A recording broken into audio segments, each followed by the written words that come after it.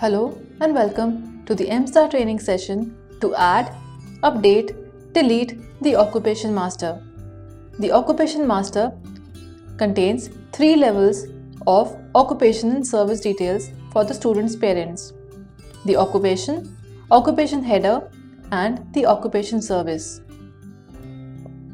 Let us see how to update, add, or delete these masters.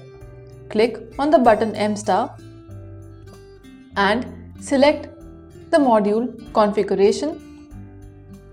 The name of the module appears on the main screen, which means that you're now working in the configuration module. Click on the button Business Rules and select the screen Occupation Service. As the screen opens, the first option, Occupation, is selected and it is showing us the existing occupation detail values. These are the first level of occupation masters, and these contains the main occupation categories to indicate the type of occupation of a user, example professional, business or self-employed, etc. If we click on the occupation header and select an occupation, then it is further describing the occupation details under the occupation category of the first level. This is the second level of occupation master. And further, if we click on occupation details, we have to select an occupation category and a service header. That means this is further segregating the occupation header into agriculture, manufacturing units, services, etc. And within the occupation header, we have the service details. Example, education, banking, insurance, etc. So let us go back and check how to add and update these details. Clicking on the option Occupation. In case we want to update any detail in this, just click on the row and update as required. Click on the Save button. The data is updated successfully and click OK on the confirmation message. If we again further click on the occupation header, the updated data will appear.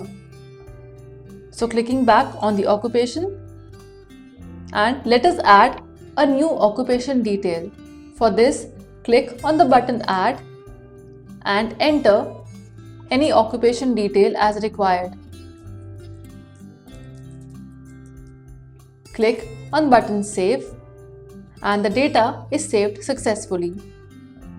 Now, if we see the occupation header, it will display us the new occupation category, within which we can further create the new service names. So going back on the occupation, and let us see how to delete an existing occupation category. Click on the row which needs to be deleted and click on the button Delete. The row gets marked for deletion. Click on the Save button and the data is deleted successfully. The occupation detail can be deleted only if there is no student parent associated to it yet. Also, a point to remember is that in the occupation header, maximum 100 characters can be entered and both text and numbers are allowed, whereas only special symbols like comma, dot, slash, dash and plus are allowed. Now let us go to the occupation header and select an occupation category. So we have selected an occupation category of business and self-employed, and in this we see the following service names appearing. Let us add a new service name. Click on the button Add and enter a new service name and click on button Save. The data saving confirmation message is received. And now if you go in the occupation details, select the occupation header, and in the service header, the new service or occupation header appears. You can define the service details within the new header as required. Going back to the occupation header, selecting an occupation and Let us now update an occupation header.